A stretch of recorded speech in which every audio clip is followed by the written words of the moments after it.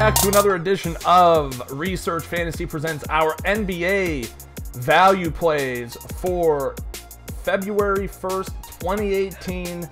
Last night was a bloodbath for value. There's just no other way to put it.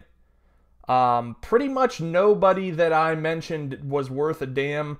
But I do want to take a little bit of time to kind of rehash who we talked about.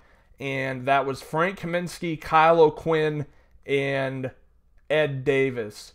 So starting with Kaminsky, I warned that he was going to be popular. He made sense in cash games, but I echoed the sentiment that this team isn't the same team that they were last year. When he had his big run, it was Marvin Williams and Cody Zeller that were out, who both happen to be out now, but the inclusion of Dwight Howard on this team and the level that he's been playing basketball at lately just really made it hard for me to believe that this guy was going to vastly exceed expectations. I did expect 25 to 30 fantasy points. He did underwhelm in that capacity. Kemba Walker got really hot in the third quarter. Trayvon Graham apparently stole most of the shots that Kaminsky was normally taking. Kaminsky does not really too much of a presence on the court, which unfortunately kind of surmises his whole season thus far.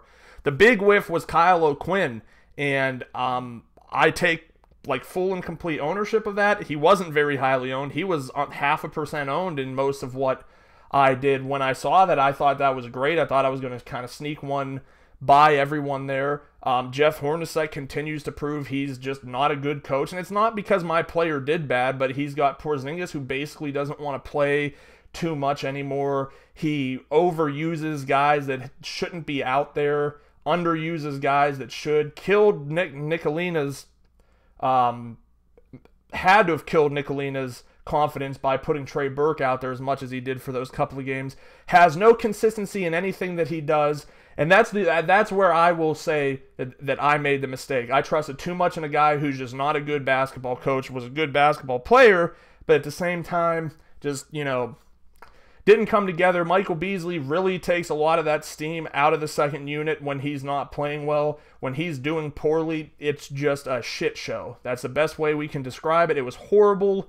O'Quinn finished, I think, with a steal and 2 turnovers yesterday. But the logic was right, because Enes Kanter had 17 and 17, and Kanter usually plays far less minutes on a back-to-back, and those minutes were typically given to O'Quinn. So it's just one of those situations where the game stayed closer for 3 quarters, and then it really got blown open in the third quarter.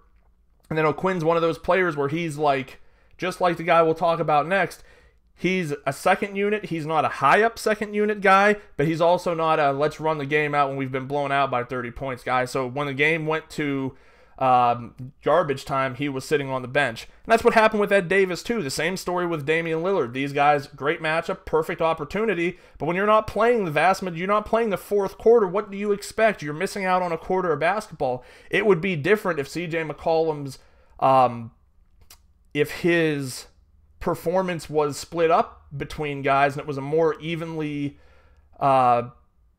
distributed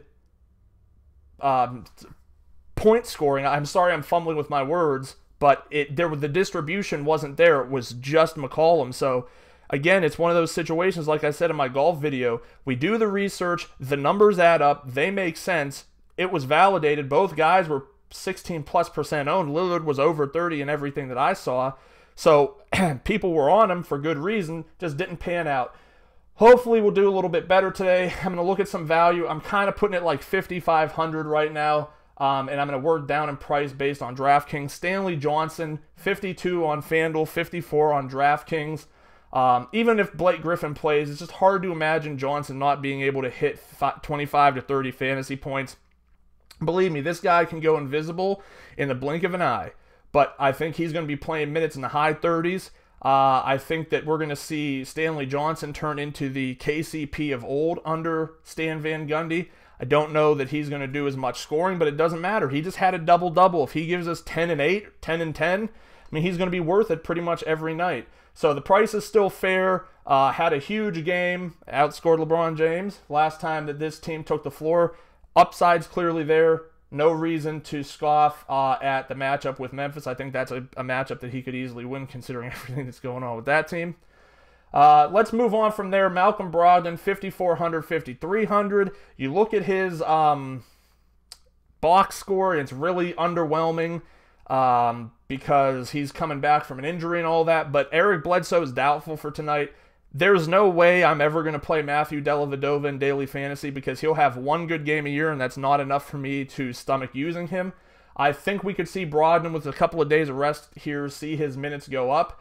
Yes, Giannis is the one that needs to be out for there to be such a huge chunk of usage, but Brogdon can put together a solid games because he'll get you steals, he'll get some boards, some assists, and he'll score some points. So from that perspective, it makes sense to use him. Any guy that's going to contribute in at least 4 categories and could contribute in 5 is someone that you want to have, and that's not that bad of a price. Do I think that 40-plus fantasy points is likely? I do not. Consider as well that John Wall is going to be out of this game, so he's going to be going up against the likes of Thomas Satoransky and Tim Frazier, so he could try to take some more offensive looks in this situation. I do think 25 to 30 is where I feel comfortable. I know that that's like value, but maybe a little bit more. But on a slate like tonight, if it helps me fit in another big-name player, a guy that I think has a lot of a ceiling opportunity, I'm going to do it.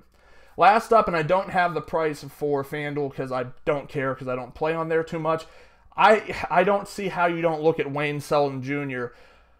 He's 4K on DraftKings, and I'm kind of sighing because how this sets up is that Memphis is going to be completely and totally unpredictable until something happens with Tyreke Evans. We know what Tyreke Evans is capable of. He's not going to be playing while they're trying to move him.